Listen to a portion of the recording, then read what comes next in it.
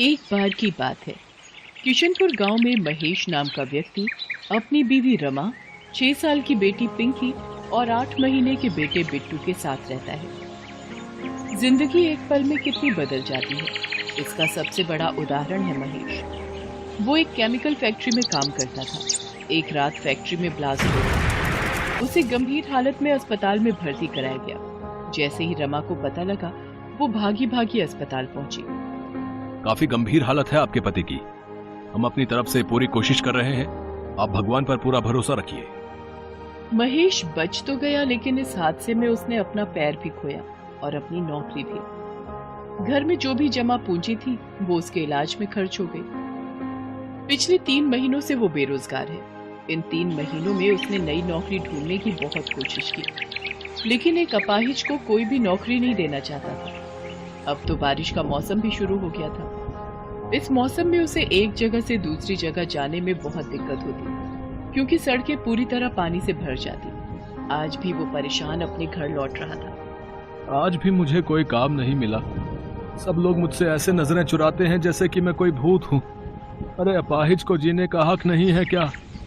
वो और उसका परिवार क्या भूखा मर जाए? महेश बार बार की असफलता से परेशान हो चुका था। उसका मकान मालिक 3 महीने का किराया वसूलने हर दूसरे दिन उसके घर आ जाता था। साथ ही घर खाली करवाने की धमकी भी देता था। कल शाम भी वो आखिरी चेतावनी देकर गया था। इधर घर में अनाज का एक भी दाना नहीं था। पिछले 2 दिन से पूरे परिवार ने कुछ भी नहीं खाया था। उसे कुछ भी समझ नहीं आ रहा था कि अब वो क्या करे। वो ये सब सोचते सोचते जा ही रहा था कि तभी जोरों की बारिश शुरू हो जाती है। मुझे उस चाय की टपरी के नीचे छिप जाना चाहिए। कहीं बारिश में तबीयत खराब हो गई तो लेने के देने पड़ जाएंगे। वो चाय की टपरी के नीचे जाकर खड़ा हो गया। चाय की टपरी वाला चाय के साथ पकौड़े भी बना रहा था। लोग चाय के साथ पकौड़े खाते हुए बारिश का मजा ले रहे थे। उसे पता था कि घर में कुछ भी खाने के लिए नहीं है। उसने अपनी जेब में हाथ डाला तो उसे बहुत ही 10 रुपए का पुराना नोट ही मिला। 10 रुपए ही है जेब में।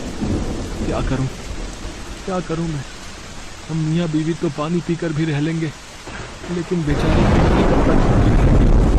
अगर मैं उसके लिए पकौड़े ले जाऊंगा तो वो बहुत खुश होगी। पहले उसने बहुत सोचा, फिर उसने उन पैसों से पकौड़े खरीद लिए। थोड़ी देर बाद बारिश बंद हो गई। फिर वो पकौड़े लेकर घर पहुंचा, लेकिन घर के बाहर पहुंचते ही उसकी आंखों में आंसू आ गए। उसके बीवी बच्चे घर के बाहर खड़े थे और उसका 8 महीने का बेटा बिट्टू अपनी माँ की गोद में लगातार रोए जा रहा था। पिंकी सहमी हुई अपनी माँ का आंचल पकड़कर खड़ी थी और उनका मकान मालिक उनका बचा खुचा सामान सड़क पर फेंक रहा था। उसकी बेटी ने जब उसको देखा तो वो भागते हुए महेश के पास आई और रोते हुए कहने लगी, पापा देखो ना, अंकल ने हमें घर से बाहर निकाल दिया और वो हमारा सामान भी बाहर फेंक रहे हैं। और जो मेरी छोटी सी गुड़िया थी ना, जो आप लाए थे, अंकल ने उसे भी नाले में फेंक दिया। महेश ने अपनी बच्ची को चुप करवाया और जाकर मकान मालिक के पैरों में गिर पड़ा। ये आप क्या कर रहे हैं मालिक? इस तरह हमें बेघर मत करिए।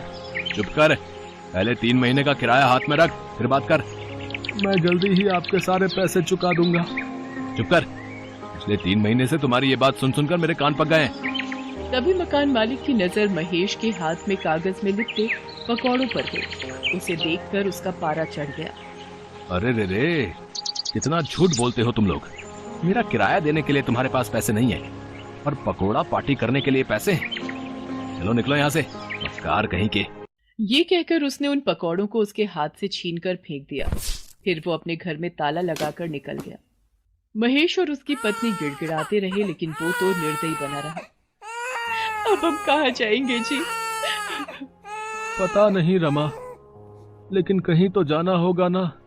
छोटा मोटा सामान अपने सिर पर उठा वो सड़क पर निकल गए और तभी एक बार फिर से जोरों की बारिश शुरू हुई। वो बारिश से बचकर कहीं छिपना चाहते थे, लेकिन कहीं दूर दूर तक कोई जगह नहीं। रमा अपने छोटे से बेटे को अपने सीने से लगाए चली जा रही थी। तभी बारिश के साथ साथ ओले भी गिरने लगे। हे भगवान, गरीबों को तकलीफ देने में आपको बहुत मजा आता है ना। बारिश तो हो ही रही थी, अब ओले भी पड़ने लगे। लेकिन तभी महेश की नजर सड़क पर पड़ी सीमेंट की पाइप पर गई। उसने सबको पाइप में छिपने के लिए कहा, लेकिन पाइप तक पहुंचने से पहले दुर्भाग्य से ओले का एक बड़ा सा टुकड़ा पिंकी के सिर पर गिर गया। उसके सिर से खून बहने लगा और वो बेचारी जोर जोर से रोने लगी। रमा ने झट से अपनी गोद से बिट्टू को उतारकर महेश के हाथ में दिया और अपनी साड़ी का पल्लू फाड़कर पिंकी के सिर पर बांध दिया। माँ, सिर में बहुत दुख रहा है। रो मत मेरी बच्ची, ठीक हो जाएगा। वो सभी पाइप के अंदर बैठ गए और बारिश के रुकने का इंतजार करने लगे, लेकिन बारिश रुकने का नाम ही नहीं ले रही थी। तभी उन्होंने देखा कि उनके सीमेंट वाली पाइप से कुछ दूरी पर एक बड़ी सी गाड़ी आकर रुकी। उसमें से 2 कपल बाहर निकले और बारिश में भीगने लगे। बारिश में भीगने का अपना अलग ही मजा है ना काजल। सच में अखिल, बारिश में भीगना और उसके बाद गर्मा गर्म पकौड़े खाना जन्नत सा मजा देता है। काश ये बारिश पूरी रात होती रहे तो मजा आ जाए। एक और महेश का परिवार बारिश के रुकने का इंतजार कर रहा था और दूसरी ओर कोई पूरी रात बारिश चाह रहा था। कितनी असमानता है ना भगवान की बनाई इस दुनिया में। महेश और उसकी बीवी यही सोच रहे थे, साथ ही बारिश के रुकने का इंतजार भी कर रहे थे, लेकिन बारिश नहीं रुकी और वो और भी तेज होती गई। सड़कों पर पानी भरने लगा और लगातार 2 दिन से हो रही बारिश के कारण बाढ़ वाली स्थिति पैदा होने लगी। उन लोगों की सीमेंट वाली पाइप में भी पानी आ गया। पानी उनके सीने तक पहुंच चुका था। रमा, हमें बच्चों को लेकर कहीं ऊंचे स्थान पर जाना होगा, नहीं तो हम सब डूब जाएंगे। तभी महेश ने पिंकी को अपने कंधों पर बिठाया और किसी सुरक्षित जगह की तलाश में आगे की ओर जाने लगा। तभी पानी का एक तेज बहाव आया और महेश का नियंत्रण बिगड़ गया और वो गिर पड़ा। पिंकी भी गिर पड़ी और वो पानी के तेज बहाव की चपेट में आ गई और पानी में डूबने लगी। पापा, पापा बचाओ मुझे, मैं डूब रही हूँ पापा, पापा। एक तो 2 दिन से भूखा परिवार, ऊपर से बारिश का कहर।